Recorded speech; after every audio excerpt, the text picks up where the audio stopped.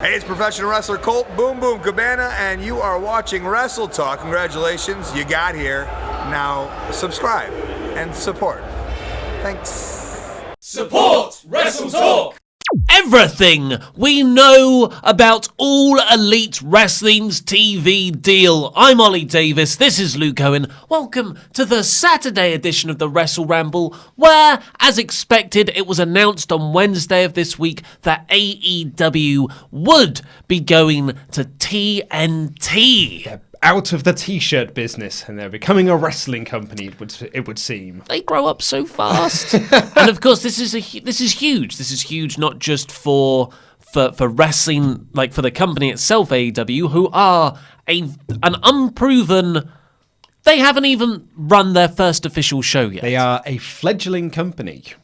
Yeah, I know we've had All In, but All In, well, is kind of a prologue, really. It's not actually All Elite Wrestling. It's like an ROH New Japan show. I mean, well, they did it in connection with Cody and the Bucks. They arranged it, but then worked with Ring of Honor and New Japan to kind of like put it all together. It was a Being the Elite show, really. Yeah, absolutely. With help from, like you said, ROH and New Japan. But from that's when Khan got involved, and they were like, oh, actually, maybe we can do something with this. We'll do some more shows like this. And All Elite Wrestling was born. So we are heading towards their first official show next Saturday, Double or Nothing. I can't wait. We'll be live streaming it, of course, so come here and check it out and watch it along with us. Yeah. Because watching people watch something is a thing. Also, we weren't booked for StarCast, so we couldn't go to the event.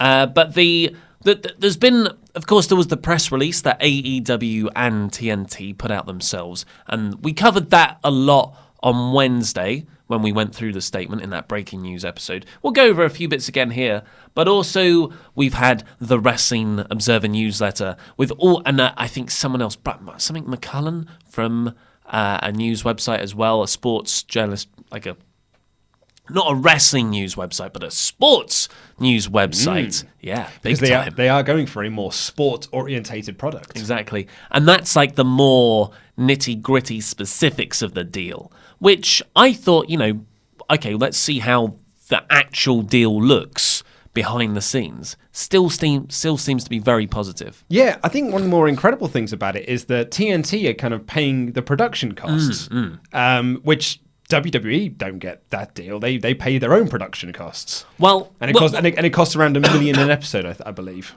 It's a double-edged sword, that is. So we'll come on to that. It's not necessarily entirely positive. No, but I think it's incredible because it's almost unheard of. Yeah, but the actual press release that AEW and TNT put out, so the sort of officially out there stuff, is that AEW will go onto TNT and air weekly matches later this year. Yeah, not shows, matches. Yeah, and that ties into what we said on Wednesday, where this isn't a show either. They're not saying this is a new TV show that you can catch up with new episodes of The Office. Yep. Anything more new? 30 Rock. Yeah, anything more current. I Love Lucy. Yep. Everyone Loves Raymond. Yeah, good shows. Frasier. Oh, perfect. Brilliant show. So it's not like new episodes of that. It is a new wrestling league. They're advertising this as a league. So not like a TV show that's all fabricated that you watch. It's like the National Football League. I was about to say the exact same thing. It's almost like they've acquired the rights. I know they've already got this, but it's like they've acquired the rights to the NBA and they're going to be showing NBA matches on TNT. What they've acquired is All Elite Wrestling matches that they're going to be airing weekly. Yeah, which makes sense from those sorts of things. But I've always thought wrestling in the real such a loaded word in these here parts, in the non-predetermined areas, they, like the UFC. You watch the UFC. You don't watch the match. Well, maybe you do watch the matches. Yeah, I thought you do watch the matches in the UFC. You watch the fights, yeah. And boxing. But yeah, it's... But is that going to translate in the sporting world to a sport that is predetermined? Are people going to be as invested in that as they are something like the NBA or UFC or Bellator or things like that, which are real sports, and again, real's a bit of a loaded word, but non-predetermined sports? Is it still going to capture that? Or are people going to watch, like, well, what's the point of this?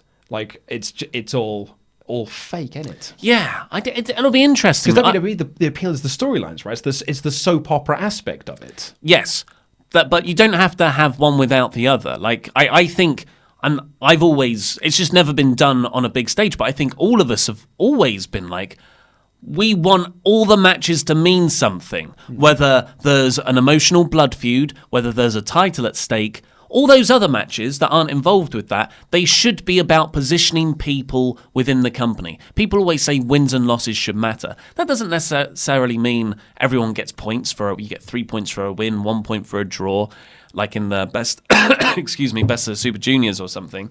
But it doesn't, at least it gives you a grounding.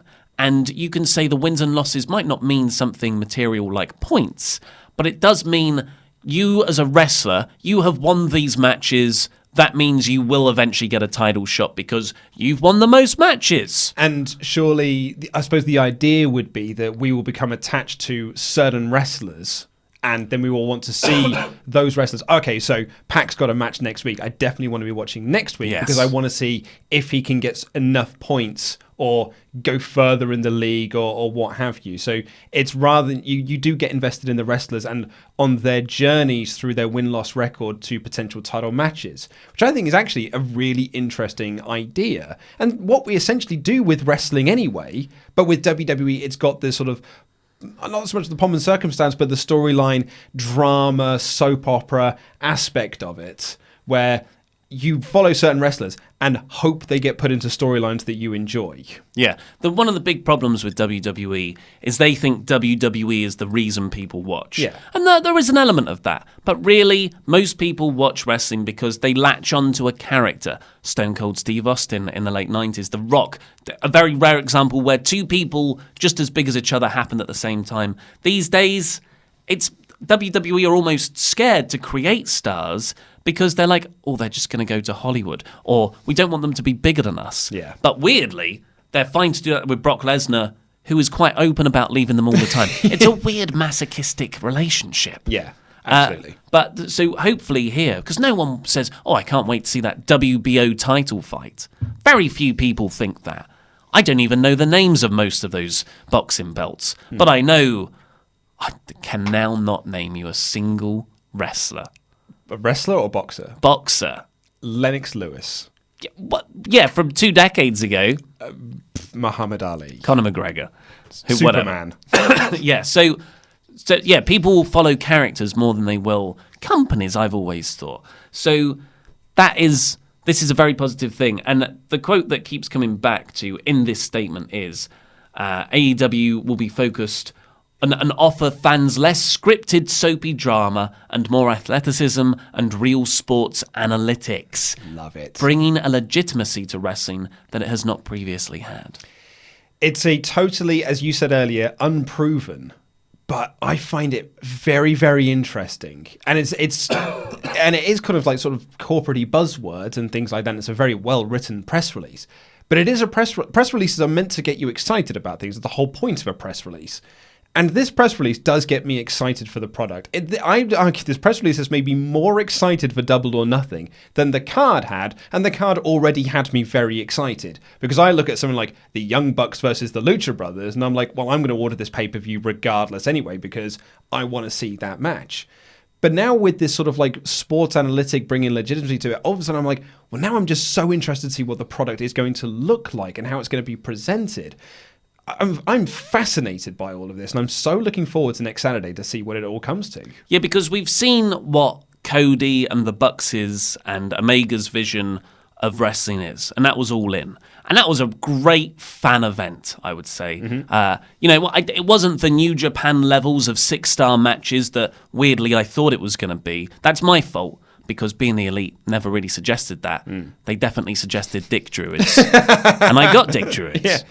But now we've got Tony Khan, who is the money guy behind all of this. Tony Khan is a numbers guy. Like that's a lot. One of his businesses, I believe, is really analytic stuff of where people are on the court in an NBA game, and you almost moneyball sports to get people. You buy people based on their stats rather than their name value. Yeah. Which is, I love stats. I'm very much behind this. Yeah. So yeah, Double or Nothing, I think will be very much different to All In, because like you said, that's where we'll start to see the concept. I doubt, we always say here, if we try a new concept, we won't actually know what it is until 3 months into doing it. And it's a smart time to start that now, because by the time the weekly TV launches, it'll be a lot more cemented. Although I would wager, this is pure speculation on my part, but All Elite Wrestling is something that Cody, the Bucks, Kenny, Khan family have been working on since October last year. Like, this has been very much sort of, embryonic stages was October last year. It's a show that's probably not going to debut until October this year. So it's a whole year. I would probably wager that they have spent that time not only just negotiating TV deals and international deals and pay-per-views and this and the other, getting building sorted, but also mapping out like 6 months to a year's worth of, here is what we're going to do. Here is from 2019 through to October 2020, this is what we are going to do. And this is our roadmap of what we're going to do. And I've seen a few people argue that a point system or a league system is nothing new in wrestling. WWE tries to do it. They had the SmackDown Top 10. Come on, what was that based on? And Impact tried to do it when Eric Bischoff did that. It was like a user-voted thing. But the counter-argument to that is that both of those failed because neither company was particularly invested in really doing it. The SmackDown Top 10 was done as we'll try and spin storylines out of this, but never really had a plan for what that actually meant. They did it 1 week, then they did it a second week, and then just dropped it completely because they didn't really have a plan of what it all meant and what it was leading to. And the Impact thing, the problem was they put it into the viewers' hands. And wrestling viewers are just trolls when you put something online. So Bodie McBoatface. Bodie McBoatface is a perfect example. We want to call this the Princess Anne. You want to call it Bodie McBoatface. And what you end up with is the people going like, I just want to see Nigel McGuinness each and every week. But Eric Bischoff doesn't want to push Nigel McGuinness. So what you end up with is Nigel McGuinness. They're like, vote for Abyss. Please vote for Abyss. Hulk Hogan has been saying in interviews, he's our John Cena. Vote for Abyss. We just kept voting for Nigel McGuinness, and so they dropped it because fans can't be trusted. This is something that AEW can control themselves, not put it into the hands of fans who can just troll it online. And then it's a product that they can push themselves, and it's an idea they are dedicated to, as opposed to the SmackDown Top 10. Just to correct you, it was Desmond Wolfe. Oh, well, sorry, it was not Desmond Nigel Wolfe. McGuinness in those days. The TNA did, or Impact, I can't remember which iteration they were when this happened. They did have a league separate to that. Like this was later on from that Bischoff one, where you'd get 3 points for a win. Was it the Grand Championship? Yeah, it was something. I'm afraid I can't really remember it, but they did. They did stick to it pretty much. But that was only one part of the company, you see.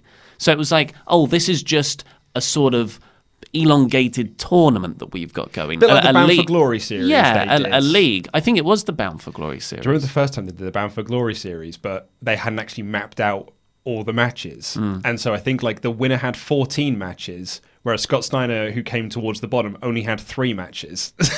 This was a very poorly thought out tournament. So it's never been, what we're trying to say is it's never been properly done as not just like, here's a little tournament that we do every year, and it's in its own little bit to crown a number one contender or whatever. Or crown the best of the Super Juniors, or crown this and the other. Shane McMahon, the best in the world. Exactly. This is the whole fundamental, I imagine it as the fundamental concept underpinning the whole product. So that's what the press release kind of said. Now let's get into the nitty gritty from the Wrestling Observer newsletter. So right now, you might have noticed they didn't say when it's going to start or what day it's going to be on. No. We've always said that Tuesday nights makes the most sense because they trademarked Tuesday Night Dynamite last year, and that's also in October. I think the 24th of September is SmackDown's last episode on the USA Network, at which point it moves to Friday nights on Fox. So everyone's like, okay, so Tuesday Night Dynamite should start on TNT on the 1st of October, whenever that Tuesday date is. And you'd think, logically, there's 2 million wrestling fans already predisposition to know that wrestling is on a Tuesday night, so they're just going to be looking for wrestling on the TV channels. I mean, I get that argument, and I used to have that thought process myself. But I don't, if something's not on, like I'm usually... I don't just sit there going, "Where's another channel? Do you know what? Where's another channel?" I am totally on your side here. I've never I don't think it holds water, I don't think actually. it holds that much water. If I turn on a TV channel and the show that I'm expected to be on is not on, I'm going to go, okay, it's not on then. Yeah. I mean, I'll put on Netflix. What else is on? And then, like, to think... I'm not going to search for a channel like, is there any other wrestling on? Is that how the world thinks of wrestling viewers? I mean, I thought that... It was only this week when I really started thinking about it that I've gone... yeah, I'll just keep flicking until I find something... Not even WWE, but something that looks like WWE. Completely different branding, completely different stars. Okay, here it is. I just sit here and watch that. Like, I don't necessarily think that holds water. The reason I like it is because Tuesday Night Dynamite just rolls off the tongue in a way that Wednesday Night Dynamite... That's it, I suppose it does. I don't know. Tuesday night just seems to... Thursday Night Dynamite. Tuesday night just sounds it sounds very nice.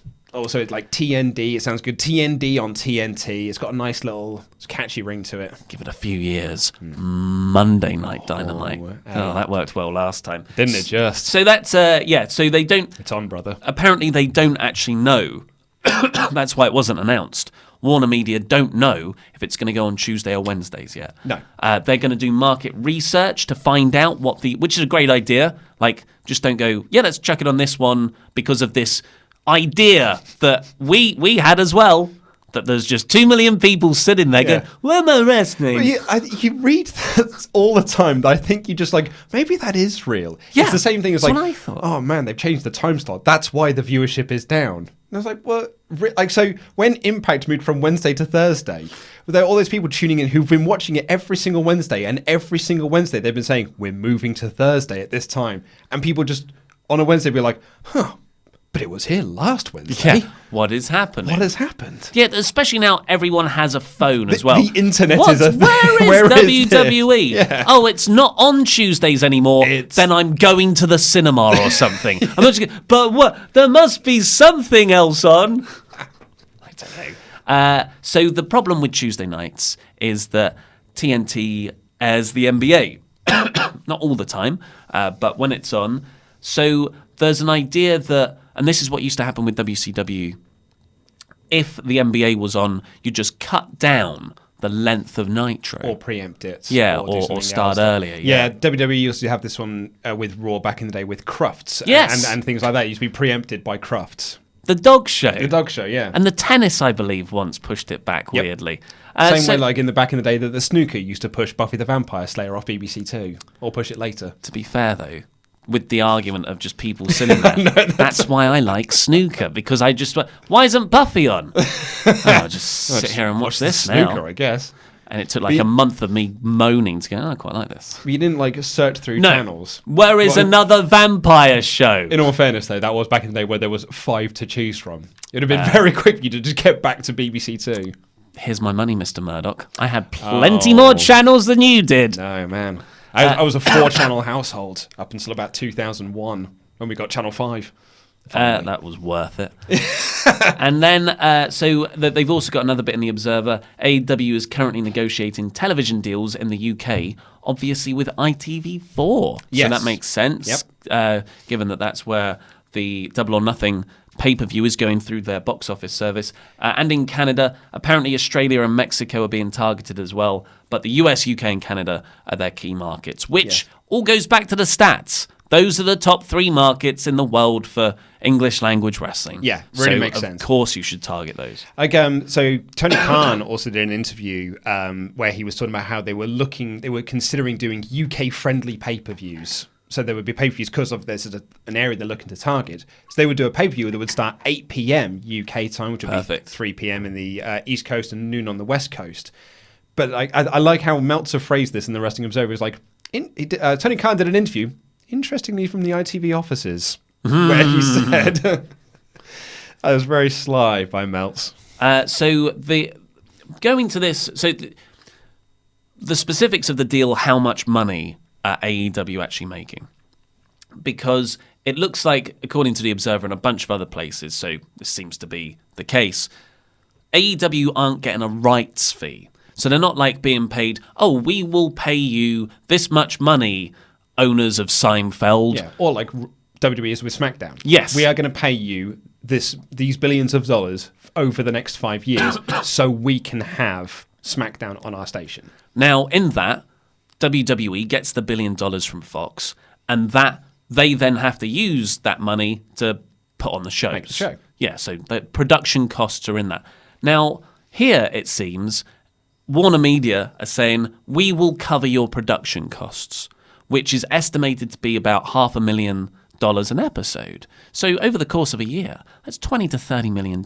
Yeah. So if you look at it that way, that's how I'm looking at it. $20 to $30 million is there.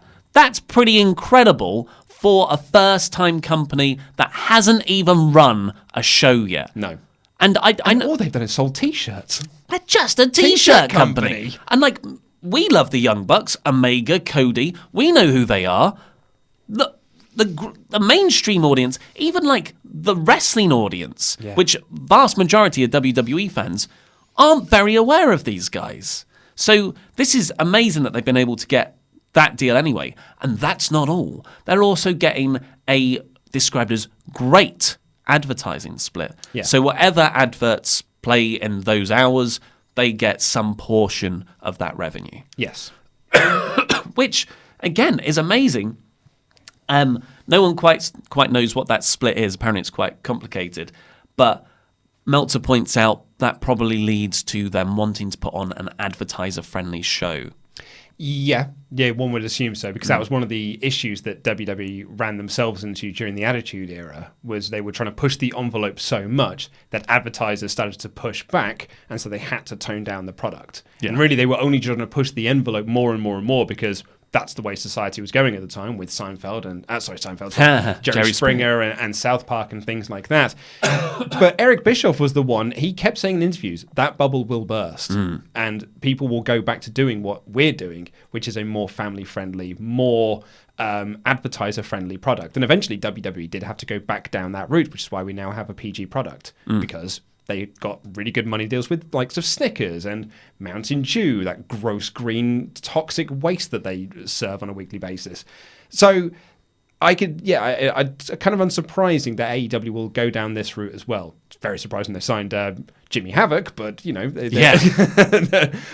I'm unsurprised they're going down the sort of advertiser-friendly route. Well, we don't know that. We don't know that. Yes, that would make sense if they've got this advertising split in place. The other thing is the belief within the company is this deal will allow them to be profitable, so making money, not just covering costs, but making money by 2020. Which is next year. That's next year! Yeah. And bearing in mind that Impact, or TNA, has only had one profitable year in its entire existence. And that was, I think it was with the Joe Angle cage match. Yeah. So to be profitable within your first year, with all of these big money deals that you're doing as well, Jericho saying that's the biggest money offer he's ever had, that's outstanding. That's incredible. That is astounding. If any other wrestling promotion did this, if Impact said this, if Ring of Honor said this, I would sit back and go, yeah, sure. Sure, mate. Yeah. But I was maybe my friends with Beard. Yeah. Oh, Beard. But this is run by the Khans. Tony Khan is a stats man. Yeah. They have a business empire. I feel confident in their business strategy. Yeah. Because they're numbers people. They're not people who are just like, I'm in the wrestling business now, Dad. Yeah. Give me money. Or rather, it was more a case of, we need to distract Dixie Carter from getting involved in Panda Energy. Give her the wrestling thing, and she could just go away and do that for a bit instead. And what really astounds me, I always thought that, remember, the Khan family are multiple times richer than the McMahon family. But by $5 billion, much more rich, much more financially, much more rich, much richer. And I always thought, but that first couple of years is probably going to be loss making because they've got to cover the production costs, and production costs are paid for. So that means they've got even more money in my head to spend on other things like CM Punk and just put on and you look at the XFL, Vince McMahon's deal there. he's already put aside hundreds of millions of dollars to just lose. And that's not going to be a profitable company in their own business plan for like 2 to 3 years, reportedly. Yeah, because he's paying for it to go onto ABC. I believe that's what I read. That it's a case of they have not bought the rights to it. He is paying for those time slots. But I think they're covering production. They are costs. covering, yes, but it's like almost like a split. So it's like I'm going to pay for this if you cover this. Yeah, it's kind of similar deal to AEW. But the difference is WWE took forever to get those rights fees to get paid to put their television on to put their product on television. And even back in the day in the territories, Vince McMahon went round local television stations and saying, here's money, I'll pay you to put WWF on in place of whatever your local territory promotion is. And that's how he helped kill the territory system.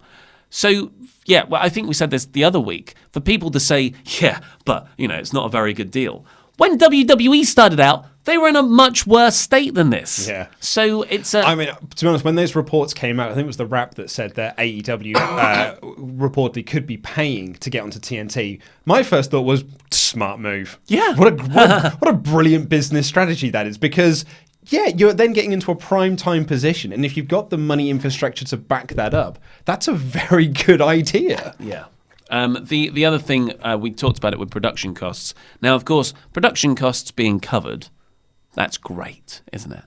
WWE don't have their production costs covered. Costs about $1 million to put on an episode of Raw and SmackDown. It's about 400,000 now. They don't do pyro, but that sounds like one deal's worse off, that WWE have to pay for their own production.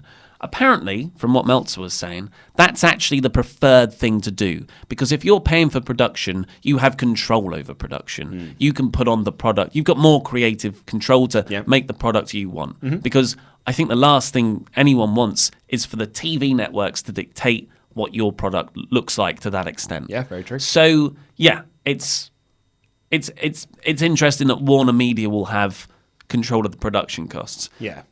So I guess that the fear is AEW isn't rating that well. If it doesn't in the first 6 months, okay, let's start to claw back some money. We won't pay that much for the production. But then on the flip side, the Khans have got money. Yes. They can just make up that shortfall. So I don't actually see that as a bad thing either. And on the subject of ratings, there's almost like this idea that a few people have got like that. I saw this on the Wrestling Observer boards, which was just like, I mean, if this show is not doing 1.5 million viewers or something like that, then it's a complete failure. Or it's doing 1 million viewers is a complete failure. Meltzer's argument is that apparently what TNT are looking for and what AEW expect is an average of 500,000 viewers for like its first few months. And like that's what they're looking for as their jumping off point. 500,000 viewers as our jumping off point, and we'll grow from there. So it's anything less than that, I think, will be seen as a bit of a disappointment. But yeah, if it comes out and again 750,000, then that's going to be like celebratory time at the AEW head office. Yeah, it's that, and that fills me with so much confidence, because you hear stuff like this company will be profitable by 2020. Although I trust them, that's a bold statement. But then to hear that they've got that's a conservative number, I would say. 500,000 people for the first few months. Like, that's a good expectation to have. Yeah. And if that's where their starting numbers are, you've got to think that they're being sensible about their projections. That's around 40% of what TNT would average. Because I think you got it written here. They average 1.17 million viewers in prime time in 2018. So they're expecting around 40% of that. Yeah. Which is, again, it's good sort of like, let's lowball it. And if you have your expectations low, you'll always succeed them. Exactly. In theory. And in terms of the WWE war, I suppose, TNT averages what you just said, 1.17 million viewers. USA only beats Raw in the overall averages. USA only beats TNT in the overall averages because they're roughly in the same amount of homes, around 90 million homes.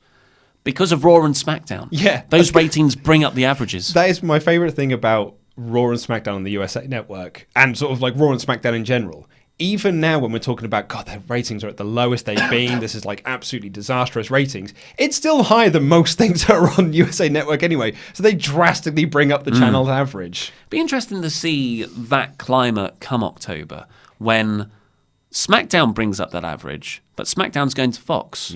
So you lose half of your average bringing or upper thing. Yeah. So I don't know if you actually end up splitting your benefits rather than hedging your bets. And this is WWE's the boat they found themselves in already before they've even gone to Fox, where they're already serving two masters, introducing the wild card and sort of sharing this roster. And I was listening to a podcast yesterday that was talking about Roman Reigns and being like, the problem now is that Roman Reigns is going to be on both shows. And the problem that people had with Roman Reigns 2 years ago is that he was overexposed.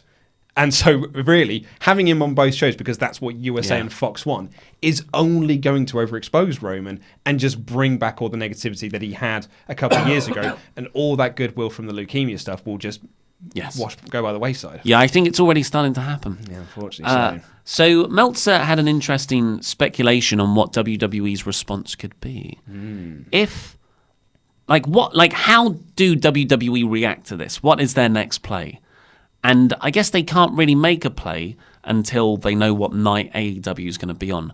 But WWE, I believe, most definitely will do something in response. Maybe not directly, but definitely indirectly. If they're, like you said last week, if they're that concerned about stardom matches, and Tony Storm versus, who was it? No, it was Rhea Ripley. Oh, no, it was B. Priestley versus Tony Storm.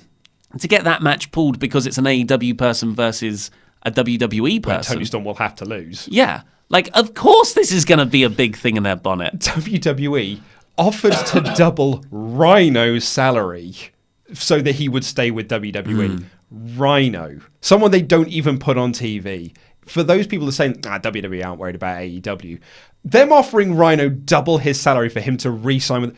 I think that speaks so much louder than pretty much anything that's been reported. That is a canary. And that is not speculation. That's Rhino saying himself, oh yeah, I was offered double what I was earning, offered double my downside guarantee, but I didn't want to take it because I wanted to go elsewhere. I want to work in the Indies and help young guys.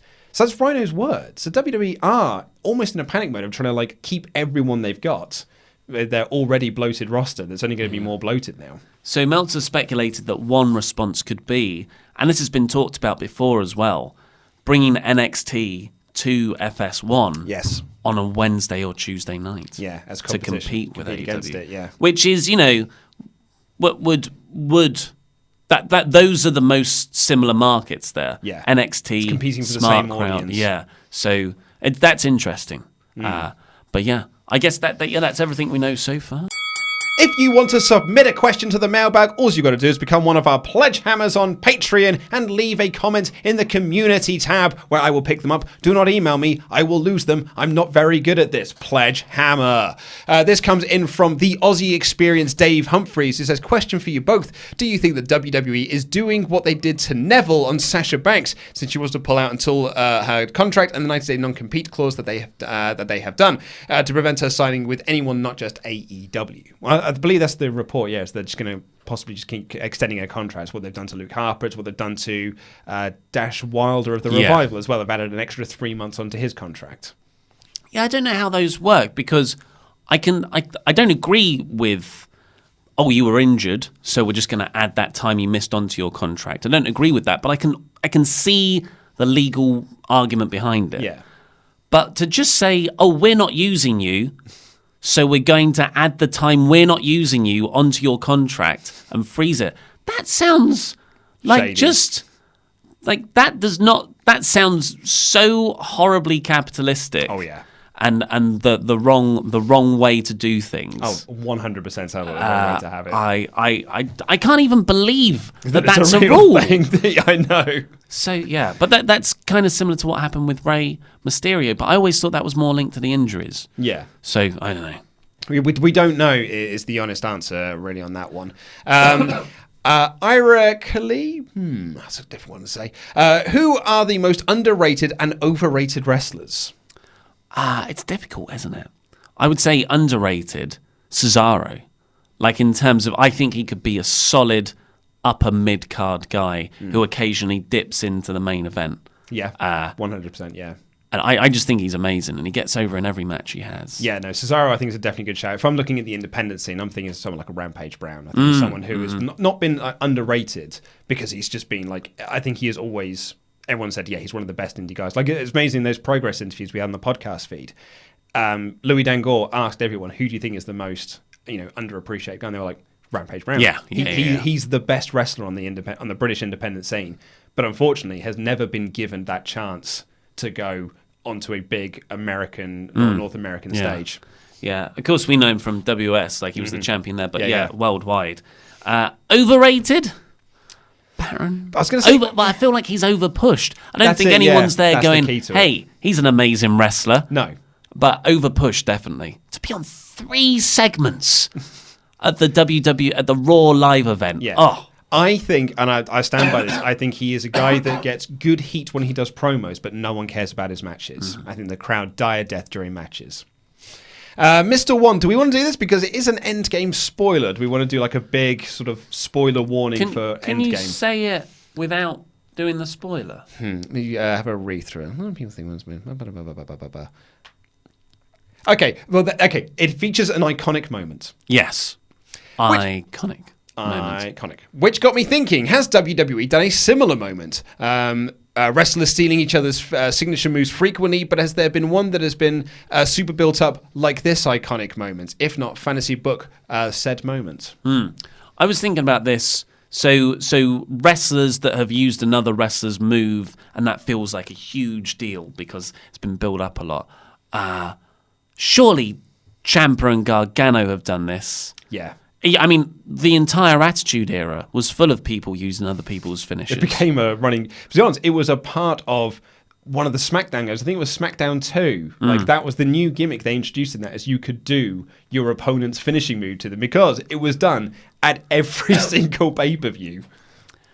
Did Triple H hit the tombstone on Undertaker and then do the pin in the first match? Yeah.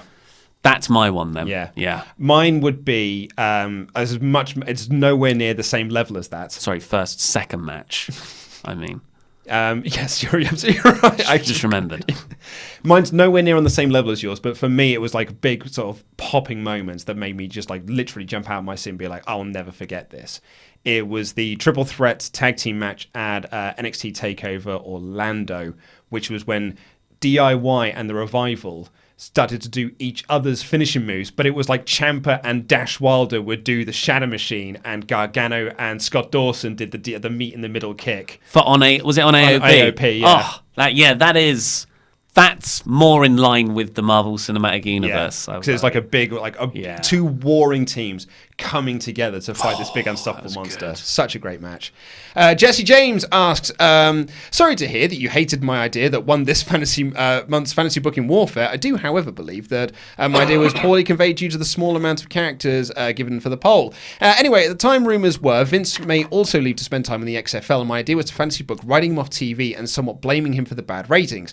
The way I thought it would give possibilities for numerous storylines, but everyone took it as an invasion angle. Feel free to skip it for the next one. Hopefully I didn't ruin anyone's fun in the future. It didn't ruin fun. It's just it's a storyline that even with Vince being sort of voted out of the company or like being blamed for bad ratings, it's a storyline that doesn't inspire me to write anything about. That it's not a slice on you. It's just it doesn't inspire me. It's a slice on me, really. I feel because we've been just saying, oh God, I can't be bothered to do another invasion angle for all this time.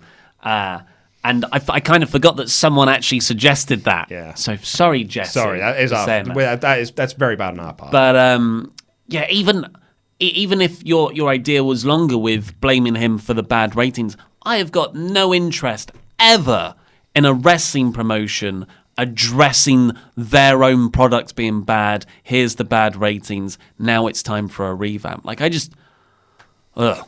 And the fact that WWE have done that on a biannual basis, it feels like, just makes it even more tired. And I hate to harp on, I feel like I really do bury the Impact products when it was Hogan Bischoff era. But it was terrible, and it really upset me because I was a diehard TNA guy and I wanted to see them succeed, and they just ran it into the ground. But I remember they had this show that it would air after on Spike that was sort of like a reality version of TNA. And I remember Hogan cutting this promo where he's like, problem is that all these kids think that, oh, I've won X amount of fake belts, so I've wrestled. It's like, no one cares. It's not real, brother. And I'm like, why are we doing this? Why are we sitting there saying none of this matters? Because if you watch that, if you're a new fan, you watch it TNA and you're like, oh, mate, I'll get to see what they're going to say on this after show thing. And then you've got the guy who's running the promotion go like, none of this matters. You're like, well, cool. But I guess I shouldn't watch anything else then. G.G. Baxter, who I'm going to personally apologise to because I got his name wrong in the news once. I've always read it as C.G. Baxter. I don't know why. Oh, wow. It's clearly G.G. I know. I don't know why I've always read it as C.G. Baxter on Twitter. Anyway, hi guys. Computer-generated Baxter. Exactly. Hi guys, new to the Patreon here, but a long-time viewer. Hopefully Luke can get my name right this time. I did. Anyway, I have a question. What do you guys think we should expect from Double or Nothing? Should be looking at the pay-per-view for clues on what the style of the product and weekly programming will be, or do you expect something more like All In and just a celebration of what is good in wrestling with the storylines and style of the product nailed down much nearer to October? And if you will forgive me for a part 2, do you think AEW goes head-to-head with WWE in producing a PG-era product only better, or hold strong to its indie roots and answer the question of if an indie promotion had a larger reach, would it be more popular than the current kid-friendly WWE programming? I should state as well, to answer the first point, I think we should be looking at Double or Nothing for clues. Yeah, I don't think this is going to be like All In. No. That's my personal. We kind of covered that in the start bit, with Tony Khan's influence being more sports and numbers based. But you can still do a hardcore fan product in a PG environment. NXT is a PG product. I think a lot of people tend to forget this. They think like, oh, PG's killing WWE, but NXT is a PG product, and no one says that's a bad product. Yeah. And that caters to hardcore wrestling fans. Mm-hmm. So it can easily be done in a PG environment. Yeah, I think people confuse PG with bad. Kiddie. WWE is bad. It's not even like a good kid-friendly product because they still do loads of stuff that's grossly inappropriate. Yeah. And they say bitch a lot. Yeah. So it's just that WWE's main roster is just a bad product. NXT, there's really nothing to do with PG there. If it wasn't PG, it would be a bad non-PG product. Yeah, pretty much. So, the example of NXT is perfect. Yeah.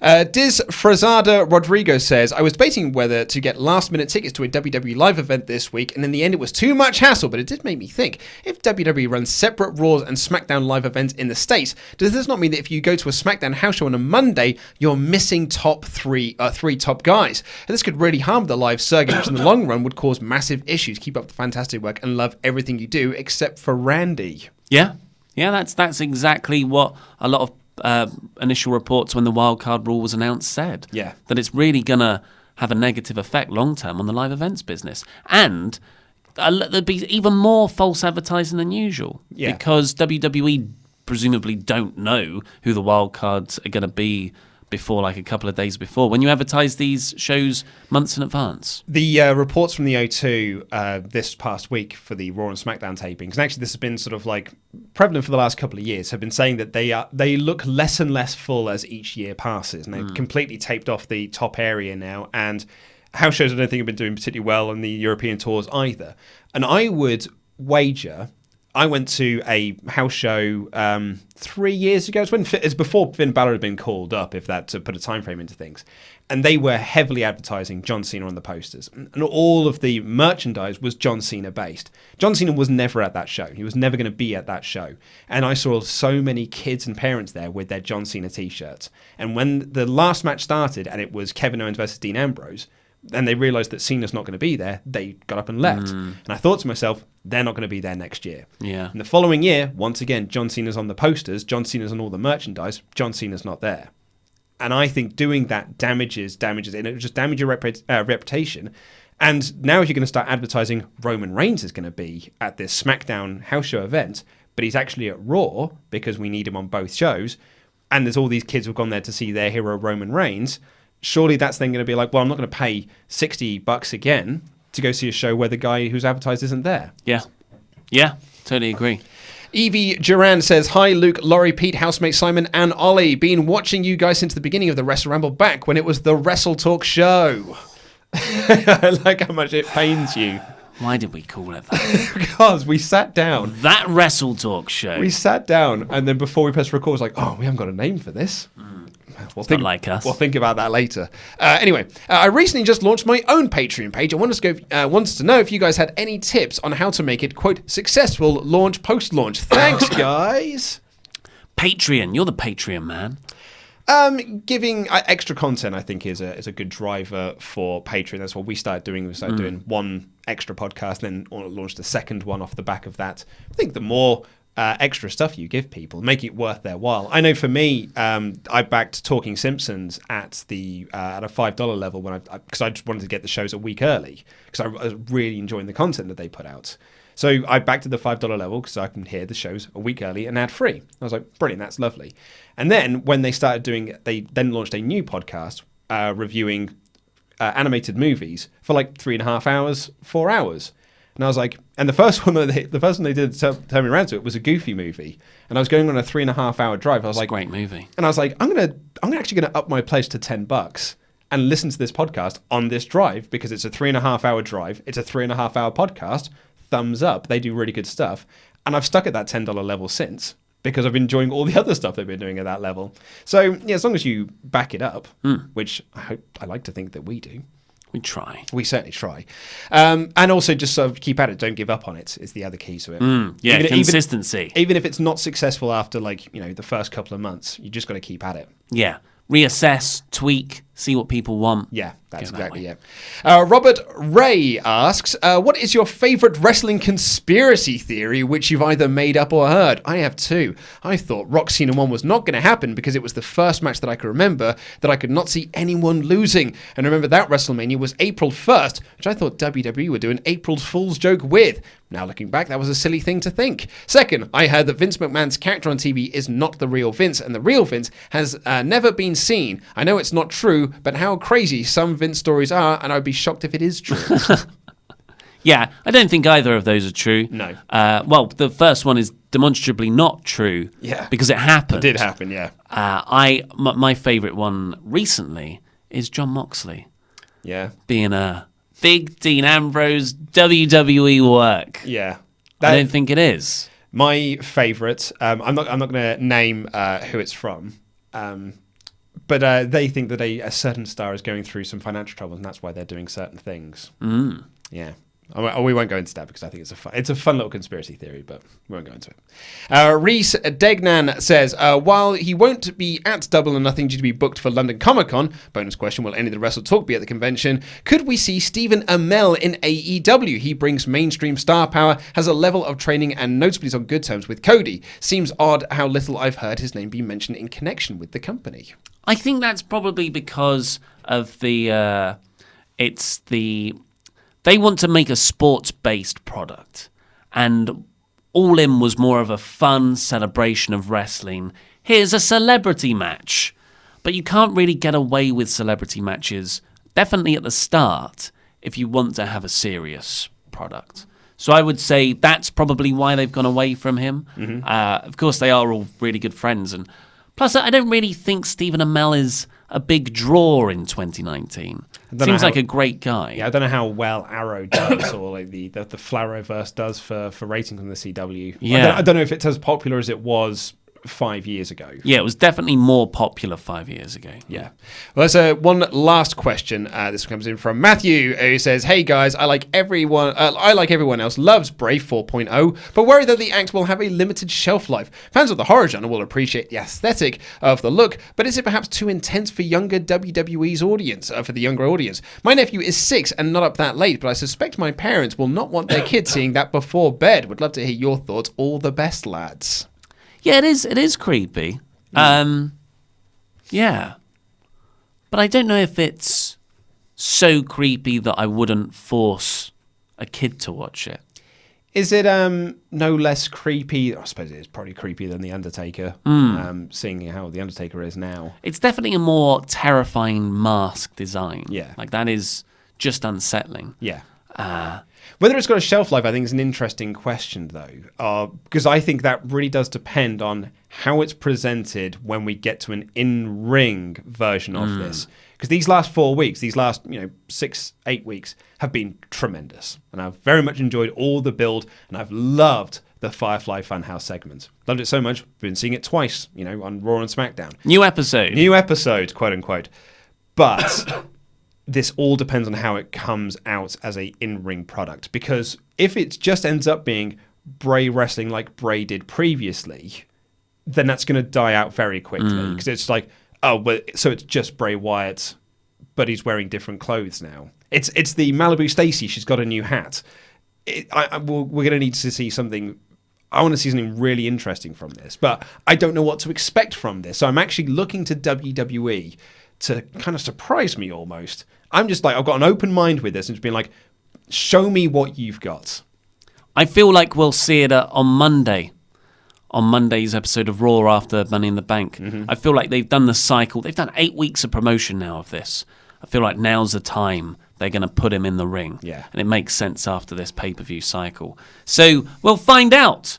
But, of course, you've got the live stream We're going to be tomorrow. Yes, we are going to be watching Money in the Bank live. Myself and Laurie Blake are going to be watching Money in the Bank, so come join us. We're going to be over on Screen Stalker beforehand as well, playing some 2K19, so come and join that fun. And then we're going to be watching the pre-show and the main card, and then recording a WrestleRamble live afterwards as well. So you've got multiple hours of two bald lads talking about wrestling. Are you going to do the Mojo Rawley face paint? Both of you? He's not on the card, so I don't want to celebrate it too much. I'll wait till he's got his big main event match. Well, that's all we've got time for today. Please click the videos that have just appeared on our desk to catch up with the latest awesome Wrestle Talk things, and press this button, which will make you a pledge hammer on Patreon, and you can get involved in our Wrestle League Fantasy Predictions Wrestle League thing and compete against us. I've been Oli Davis, this has been Luke Owen, and that was Rambling.